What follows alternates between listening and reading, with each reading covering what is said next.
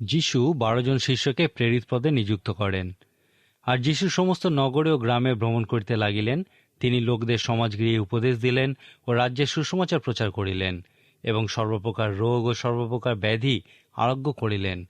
কিন্তু বিস্তর লোক দেখিয়া তিনি তাহাদের প্রতি করুণাবিষ্ট হইলেন, কেননা তাহারা ব্যাকুল ও ছিন্নভিন্ন ছিল, যেন পালকবিহীন মেষপাল। তখন তিনি আপন শিষ্যদিগকে কহিলেন, শস্য প্রচুর বটে, কিন্তু কার্যকারী লোক অল্প। অতএব শস্যক্ষেত্রের স্বামীর নিকটে প্রার্থনা করো, যেন তিনি নিজ শস্যক্ষেত্রে কার্যকারী লোক পাঠাইয়া দেন। পরে তিনি আপনার 12 জন শিষ্যকে নিকটে ডাকিয়া তাহাদিগকে অসুচি আত্মাদের উপরে ক্ষমতা দিলেন, যেন তাহারা তাহাদিগকে ছাড়াইতে এবং সর্বপ্রকার রোগ ও ব্যাধি আরোগ্য করিতে পারেন।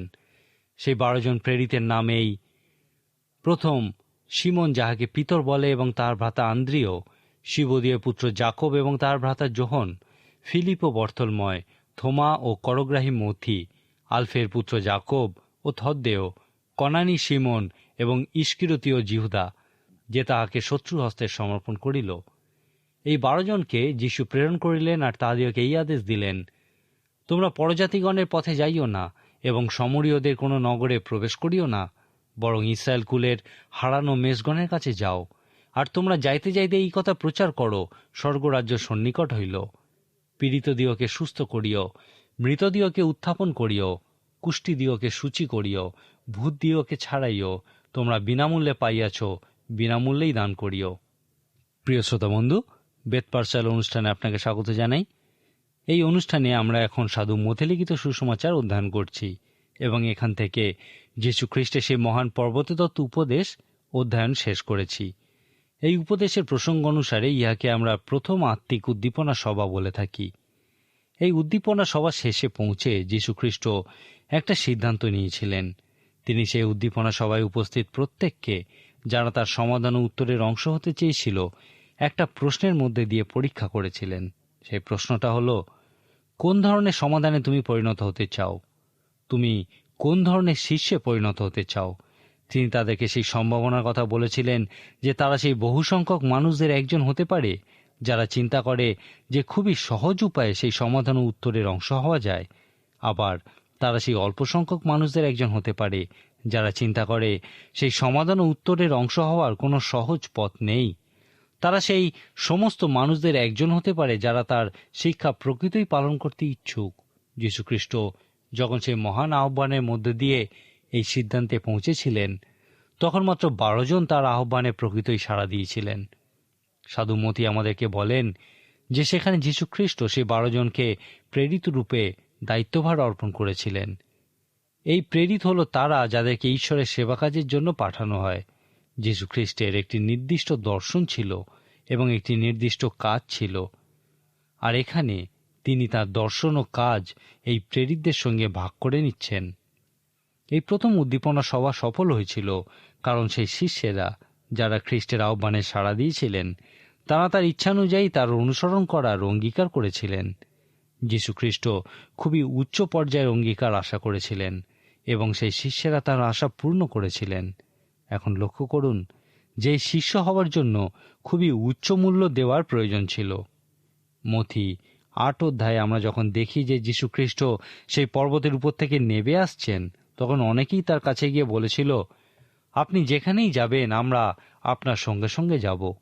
আর তিনি উত্তর দিয়েছিলেন, শৃগালদের গর্ত আছে এবং আকাশের পক্ষীগণের বাসা আছে, কিন্তু মনুষ্যপুত্রের মস্তক রাখিবার স্থান নাই। এরপর আমরা দেখি লেখা আছে, শিষ্যদের মধ্যে আরেকজন তাহাকে কহিলেন, হে প্রভু, অগ্রে আমার পিতাকে কবর দিয়ে আসিতে অনুমতি করুন। কিন্তু যীশু তাহাকে কহিলেন, আমার পশ্চাৎ আইসো, মৃতেরাই আপন আপন মৃতদের কবর দিউক। তিনি বলতে চেয়েছিলেন যে এই পৃথিবীস্থ সকল বিষয়ের থেকে তাকে সবথেকে বেশি গুরুত্ব দিতে হবে এবং সর্বপ্রথমে স্থান দিতে হবে। অর্থাৎ যীশু খ্রিস্টই প্রকৃত একটা উচ্চ পর্যায়ের অঙ্গীকার করতে বলেছিলেন। আপনি যখন প্রকৃতই 12 জন শিষ্যের সেই উচ্চ পর্যায়ের অঙ্গীকারের বিষয় উপলব্ধি করতে পারবেন এবং তার সঙ্গে যদি আজকের দিনের মণ্ডলীর অঙ্গীকারের তুলনা করেন, তাহলে আপনি হতবুদ্ধি হয়ে পড়বেন বা হতাশ হয়ে পড়বেন। আজকের দিনে এমন কি কোনো মণ্ডলী আছে যেখানে কোনো এক রবিবার উপাসনায় উপস্থিত না থাকার জন্য সভ্যপদ খারিজ হয়ে যায়? অন্যদিকে আমরা দেখি যেমন অনেক মণ্ডলী আছে যেখানে 3 বছর বা 30 বছর ধরে উপাসনায় যোগ না দিলেও তাদের সদস্য পদ খারিজ হয় না। সেখানে একজন বিশ্বাসী বা একজন শিষ্যে পরিণত হওয়ার সঙ্গে সম্পর্কিত মূল্যের প্রতি কোনো গুরুত্বই দেখানো হয় না। আর এই ভয়ঙ্কর বিষয়টাই আজকের দিনে আমরা শিক্ষা দিয়ে চলেছি। এই 12 জন শিষ্যের সঙ্গে পরিচিত হওয়া প্রকৃতই আত্মিক আশীর্বাদযুক্ত হওয়ার সমতুল্য। এই 12 জন খুবই গুরুত্বপূর্ণ। তার কারণ শুধু এই নয় যে তারা সেই পর্বতের উপরে খ্রিস্টের আহ্বানে সাড়া দিয়েছিলেন, কিন্তু তারা যীশু খ্রিস্ট কর্তৃক প্রেরিত হয়েছিলেন। এখন আপনি যদি এই 12 জন শিষ্যের বিষয়ে অধ্যয়ন করেন, তাহলে এই 12 জনের মধ্যে প্রভেদ বা অসাদৃশ্য আপনাকে অবশ্যই প্রভাবিত করবে। আমি বিশ্বাস করি যে এই 12 জনের মধ্যে দিয়ে যীশু খ্রিস্ট সমস্ত পৃথিবীতে পৌঁছাতে চেয়েছিলেন।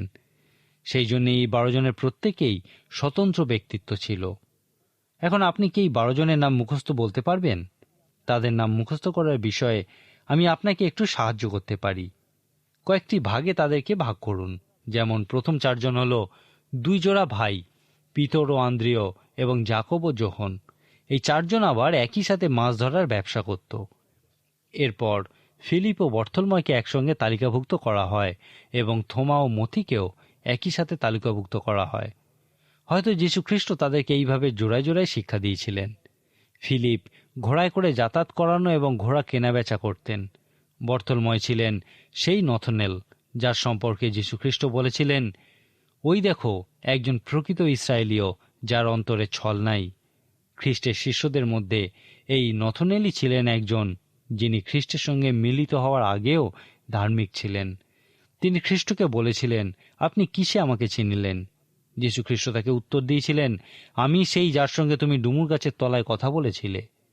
নথনেল একটা ডুমুর গাছের তলায় বসে ঈশ্বরের আরাধনা করতেন এবং তার সঙ্গে সময় কাটাতেন, কিন্তু সেই বিষয়ে কেউই জানত না। সেই জন্যই তিনি বলেছিলেন, রব্বি, আপনি ঈশ্বরের পুত্র, আপনি ইসরায়েলের রাজা। ঈশ্বরের সঙ্গে একটা গোপন জায়গায় নথনেল মিলিত হতেন। আপনার কি এমন কোনো জায়গা আছে যেখানে আপনিও ঈশ্বরের সঙ্গে মিলিত হন এবং তার সহভাগিতায় থাকেন? এরপর আমরা দেখি থোমা ছিলেন খুবই বুদ্ধিমান এবং অনুসন্ধানী। আজকের দিন এইরকম মানুষদেরকে সন্দেহকারী থোমা বলে থাকি। থোমা সম্ভবত দার্শনিক ছিলেন এবং তিনি প্রচুর প্রশ্ন করতেন, কিন্তু তিনি খ্রিস্টের কাছে নিজেকে সম্পূর্ণ উৎসর্গ করেছিলেন। যীশু খ্রিস্ট যখন জেরুজালেমে যাচ্ছিলেন এবং তারা জানতেন যে ধর্মগুরুরা তাকে হত্যা করবে, তখন একমাত্র এই থোমাই বলেছিলেন, চলো আমরাও তার সঙ্গে মৃত্যুবরণ করি। যখন আর সকলেই পালিয়ে যেতে চেয়েছিল, তখন থোমাই খ্রিস্টের জন্য মৃত্যুবরণ করতে চেয়েছিলেন। সাধু মতি ছিলেন একজন করগ্রাহী। সেই সময় নিজে জিহুদি হয়েও রোম সাম্রাজ্যের পক্ষে অন্য জিহুদিদের কাছ থেকে কর আদায় করত, যার অর্থ সে একজন বিশ্বাসঘাতক ছিল। পবিত্র সুসমাচারে আপনি আবিষ্কার করবেন যে করগ্রাহী এবং পাপী কথাটির উল্লেখ আছে। ইহার অর্থ এই নয় যে করগ্রাহীরা পাপী ছিল না। সেই করগ্রাহীরাও পাপীদেরই একটা দল ছিল এবং জিহুদিরা তাদেরকে ঘৃণা করত। এমন একজন মানুষকে যীশু খ্রিস্টের শিষ্যত্ব গ্রহণের জন্য আহ্বান কি একটি আকর্ষণীয় বিষয় নয়? এরপর আমরা বাকি যে 4 জনের বিষয় দেখব, তাদের নাম পূর্ববর্তী 8 জনের কারুর না কারুর নামের সঙ্গে মিলে যায়। যেমন সেখানে আরেকজন সিমন ছিলেন। সাধু পিতরের নামও ছিল সিমন।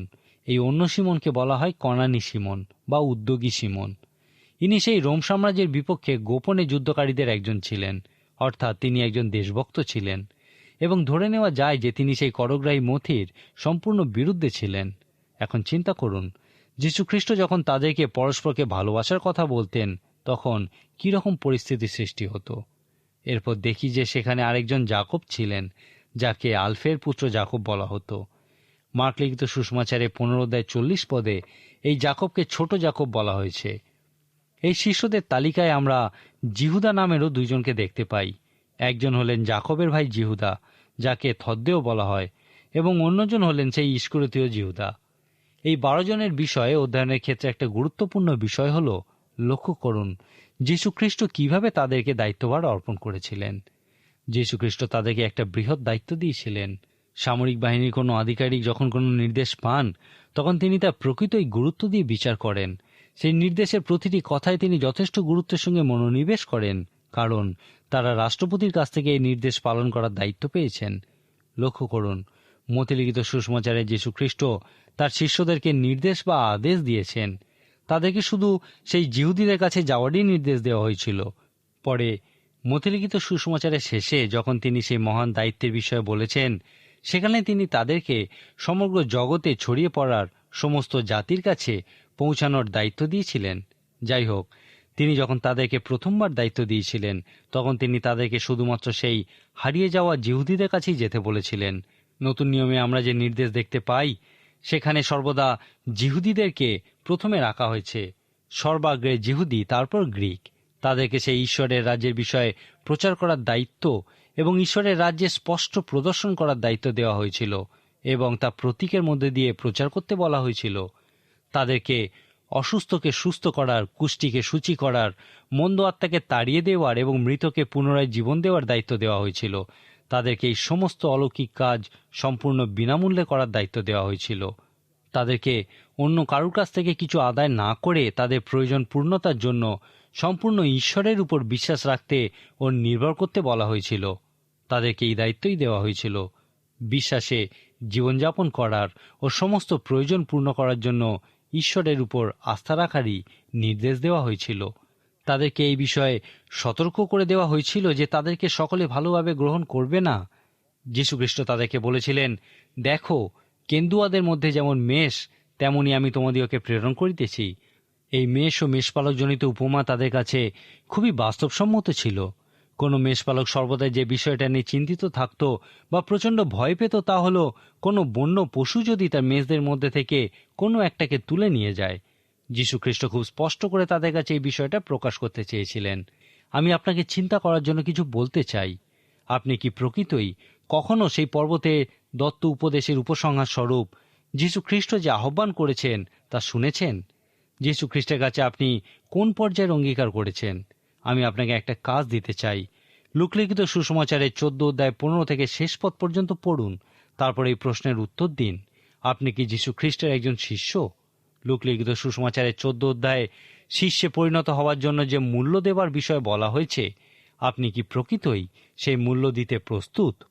প্রিয় শ্রোতা বন্ধু, যীশুখ্রিস্ট এই শিক্ষা দেওয়া শেষ করে যে 12 জনকে শিষ্যরূপে দায়িত্বভার অর্পণ করেছিলেন, তাদের কাছ থেকে তিনি উচ্চ পর্যায়ের অঙ্গীকার আশা করেছিলেন। তারপর তিনি তাদেরকে জগতের মাঝে প্রেরণ করেছিলেন যেন তারা আরও খ্রিস্টের শিষ্য তৈরি করতে পারে। তিনি সেই শিষ্যদেরকে যা বলেছিলেন তা হলো, তোমরা সেই নেকড়েদের মাঝখানে মেষের মতো যাচ্ছ। তোমরা যখন আমাকে প্রচার করবে তখন লোকে তোমাদের ভালোভাবে গ্রহণ করবে না। এখানে যীশুখ্রিস্ট সেই উচ্চ পর্যায়ের অঙ্গীকার আশা করেছিলেন, কারণ তিনি জানতেন যে এই শিষ্যেরা তার জন্য মৃত্যুবরণ করতে যাচ্ছে। তিনি জানতেন তাদের অঙ্গীকার যদি দৃঢ় না হয় তাহলে তারা বেশি দিন চলতে পারবে না। যীশুখ্রিস্ট তাদেরকে তাদের কাজের ক্ষেত্রে বৈষম্যমূলক হতে বলেছিলেন। তিনি বলেছিলেন, তোমাদের মুক্তা শুকর দিকে সম্মুখে ফেলিও না। তিনি বলেছিলেন, পবিত্র আত্মার শক্তিতে পূর্ণ হয়ে যদি তোমরা কোনো বাড়িতে যাও, সেখানে তোমাদের যত ভালোভাবেই আপ্যায়ন করা হোক না কেন, যদি আত্মিক বিষয়ের প্রতি তাদের আকাঙ্ক্ষা না থাকে, তাহলে সেখানে পবিত্র আত্মার শক্তি প্রদর্শন করো না। কিন্তু যদি আত্মিক আকাঙ্ক্ষা থাকে, তাহলে সেখানে প্রার্থনাপূর্বক শান্তি প্রদান করো। আর যদি তোমাদের সঙ্গে ভালো ব্যবহার না করে, তাহলে সেই বাড়িতে তোমাদের পায়ের ধুলো ঝেড়ে অন্য বাড়িতে চলে যাও। প্রেরিতদের কার্যবিবরণী পুস্তকে আমরা দেখি যে সাধু পৌল যখন ইউরোপে প্রথম মণ্ডলী স্থাপন করেছিলেন, তিনি লুদিয়া নাম্নী একজন স্ত্রীলোকের ঘরেই তা করেছিলেন। সাধু পৌল যখন একদিন একটা নদীর ধারে স্ত্রীলোকদের মধ্যে ঈশ্বরের বাক্য প্রচার করছিলেন, তখন এই লুদিয়া তার কথা শুনছিলেন। আর দেখি আমরা লেখা আছে, আর প্রভু তাহার হৃদয় খুলিয়া দিলেন যেন তিনি পৌলের কথায় মনোযোগ করেন। তারপর তিনি বলেছিলেন, আপনারা যদি আমাকে প্রভুতে বিশ্বাসিনী বলিয়া বিবেচনা করিয়া থাকেন, তবে আমার গৃহে আসিয়া অবস্থিতি করুন। লুদিয়া বিশ্বাস করেছিলেন যে সাধু পৌল যদি তার ঘরে গিয়ে ঈশ্বরের বাক্য শিক্ষা দেন, তা হবে খুবই সম্মানীয় একটা বিষয়। আর এইভাবেই ইউরোপে সেই প্রথম মণ্ডলী স্থাপিত হয়েছিল। যীশুখ্রিস্ট তার শিষ্যদের তার বাক্য প্রচার করতে এবং তার জন্য মৃত্যুবরণ করতে প্রেরণ করার সময় একটা মহান প্রতীকের মধ্যে দিয়ে শিক্ষা দিয়েছিলেন। তিনি তার শিষ্যদের বলেছিলেন, তাদের জীবন যেন কোনো পাত্রে রাখা কোনো কিছুর মতো। কল্পনা করুন, কোনো পাত্রের 3/4 জলে পূর্ণ। এখন এই পাত্রটি আপনার শরীরের প্রতীক, আর জল আপনার জীবনের প্রতীক। আমাদের প্রত্যেকেরই সেই জীবন জল আছে যা মাটির পাত্রে অবস্থিতি করে। যীশুখ্রিস্ট তাদেরকে এই ক্ষেত্রে 4টি বিষয়ের কথা বলেছিলেন। প্রথমত তিনি বলেছিলেন, তোমরা তোমাদের জীবন রক্ষা করতে পারো না। গীতরচক বলেছেন, কোনো মানুষই তার নিজের আত্মাকে জীবিত রাখতে পারে না। তোমরা কিছু নির্দিষ্ট বছর জীবিত থাকবে, তারপর তোমাদের দেহরূপ মাটির পাত্র থেকে জীবন বেরিয়ে আসা তোমরা কিছুতেই আটকাতে পারবে না। কোনোভাবেই তোমরা তোমাদের জীবন সংরক্ষণ করে রাখতে পারবে না। দ্বিতীয়ত তিনি বলেছিলেন, এই মাটির পাত্র ছেড়ে জীবন বেরিয়ে যাওয়ার ক্ষেত্রে হয়তো কিছুটা অংশ তোমরা নিয়ন্ত্রণ করতে পারবে। এই বিষয়ে দ্বিতীয় সময়ের পুস্তকের 14 অধ্যায় 14 পদে লেখা আছে, আমরা তো নিশ্চয়ই মরিব, এবং যাহা একবার ভূমিতে ঢালিয়া ফেলিলে পরে তুলিয়া লওয়া যায় না, এমন জলের ন্যায় হইব। এমনও অনেক মানুষ আছেন যারা জীবনের শেষ প্রান্তে পৌঁছেও এখন জীবনের প্রকৃত উদ্দেশ্য অর্থ অন্বেষণ করছেন। এই সমস্ত মানুষেরা তাদের জীবন সেই মাটিতে পড়ে যাওয়া জলের মতোই ব্যবহার করেছেন, যা আর কখনো তোলা যাবে না। এখন যীশু খ্রিস্ট তার শিষ্যদেরকে সেই দায়িত্ব দেওয়ার আগে এই রকমই একটা সম্ভাবনার কথা বলেছিলেন যে, তোমরা তোমাদের জীবন ওইভাবে মাটিতে ফেলে দিতে পারো এবং এই বিষয়ে একবারও চিন্তা নাও করতে পারো যে কেন তোমরা এইভাবে তোমাদের জীবন ঢেলে দিচ্ছ, যা আর কখনো তোলা যাবে না। তিনি তাদেরকে আরেকটি সম্ভাবনার কথা বলেছিলেন যে, তোমরা ইচ্ছাকৃতভাবে বা জোর করে কোনো মন্দ উদ্দেশ্যে তোমাদের জীবন এইভাবে ঢেলে দিতে পারো। এসোর পাপকে কিছুটা এই বিষয়ের সঙ্গে তুলনা করা যায়। এসো একমাত্র খাবারের জন্য তার জন্মগত অধিকার বিক্রি করেছিল। এমন অনেক মানুষই আছেন যারা তাদের শরীরের জন্য তাদের জীবন নষ্ট করে। যে কোনো বড় সংস্থা যখন কোনো যুবককে তাদের সংস্থায় যোগ দেওয়ার জন্য ডাকে, তখন প্রথমেই বলে, দেখো, তোমার মধ্যে ক্ষমতা আছে, কিন্তু আমরা পূর্ণ সমর্পণ চাই। তারা সেই যুবকের পরিবারের বিষয়ে কোনো চিন্তাই করে না, তারা সন্তানদের অধিকারের বিষয়ে কোনো চিন্তা করে না। তারা বলে, যদি তুমি এই সংস্থার প্রথম সারির একজন হতে চাও, তাহলে তোমার 100% এই সংস্থাকেই দিতে হবে। এমন অনেক যুবক আছে যারা এই রকমই অঙ্গীকার করে। যীশু খ্রিস্ট এই সম্ভাবনার বিষয়ে বলছেন, তোমরা কোনো সঠিক উদ্দেশ্য ছাড়াই জোর করে তোমাদের জীবন ঢেলে দিতে পারো। ইহাকেই বলা হয় এসোর পাপ। ইহাই হলো একমাত্র খাদ্যের বিনিময়ে জন্মগত অধিকার বিক্রি করে দেওয়া। তারপর একদিন এসোর মতোই তোমাদের চিৎকার করে কাঁদতে হবে যখন তোমরা আবিষ্কার করবে যে ঈশ্বর যেমন চেয়েছিলেন তোমরা সেই রকম মানুষ নও। যীশু খ্রিস্ট এরপর তাদেরকে যে সম্ভাবনার কথা বলেছিলেন তা হল, তোমরা তোমাদের জীবন ঈশ্বরের জন্য, ঈশ্বরের রাজ্যের জন্য এবং আমার জন্য উৎসর্গ করতে পারো। তোমরা আমার কাছে আসতে পারো এবং আমাকে দেখাতে দাও যে কোথায়, কখন এবং কি জন্যে তোমাদের জীবন উৎসর্গ করা উচিত। যীশু খ্রিস্ট তার শিষ্যদের এই কাজের দায়িত্বই দিয়েছিলেন। তিনি তাদেরকে সমুদয় জগতে তার দর্শন ও কাজের প্রয়োগ করার দায়িত্বই দিয়েছিলেন। তিনি তাদেরকে বলেছিলেন, আমি তোমাদেরকে তোমাদের জীবন উৎসর্গ করার জন্যই প্রেরণ করছি। আমি তোমাদেরকে ঈশ্বরের রাজ্য ও যে সুসমাচার তোমরা প্রচার করার দায়িত্ব পেয়েছ, তার জন্য তোমাদের জীবন দান করার জন্যই প্রেরণ করছি। যীশু খ্রিস্ট তার শিষ্যদের যেভাবে শিক্ষা অবিরত দিতেন তা খুবই আকর্ষণীয় একটা বিষয়। যীশু খ্রিস্ট তার সব থেকে বড় বড় উপদেশগুলি সাধারণ লোকেদেরকে নয়, কিন্তু তার শিষ্যদেরকেই দিয়েছিলেন। যেমন তার পর্বতে দত্ত উপদেশ, সেই উপরের কুঠুরিতে দেওয়া উপদেশ ইত্যাদি। যীশু খ্রিস্টের প্রত্যেকটি কথা এবং কাজের সাক্ষী ছিলেন এই শিষ্যেরা। যীশু খ্রিস্ট সর্বদা তাদেরকে শিক্ষা দিতেন, প্রশিক্ষণ দিতেন। তিনি এই শিক্ষা তাদেরকে কোনো শ্রেণীকক্ষের মধ্যে বসিয়ে দেননি, কিন্তু সমস্ত পৃথিবীই ছিল তার শ্রেণীকক্ষ। প্রত্যেকটি ঘটনার মধ্যে দিয়ে তিনি তার শিষ্যদের শিক্ষা দিতেন। উদাহরণস্বরূপ আমরা মার্ক লিখিত সুসমাচারের 4 অধ্যায় বর্ণিত ঘটনাটা দেখি। যীশু খ্রিস্ট তার শিষ্যদেরকে গালিল সাগর পার হতে বলেছিলেন। এই গালিল সাগর লম্বায় 7 মাইল এবং চওড়ায় 4 মাইল ছিল। এই সাগর খুবই সুন্দর ছিল। ইহা কোনো সময় কাঁচের মতো স্থির থাকত, আবার 15 মিনিটের মধ্যেই তা পরিবর্তিত হতো এবং সাগর উত্তাল হয়ে উঠত। এখন যীশু খ্রিস্ট একটি নৌকায় উঠে নৌকাটিকে সাগরের ওপারে নিয়ে যাওয়ার নির্দেশ দিয়ে ঘুমিয়ে পড়েছিলেন। যখন তারা গালিল সাগর পার হচ্ছিল, তখন আমরা দেখি লেখা আছে, পরে ভারী ঝড় উঠিল এবং তরঙ্গমালা নৌকায় এমনই আঘাত করিল যে নৌকা জলে পূর্ণ হইতে লাগিল।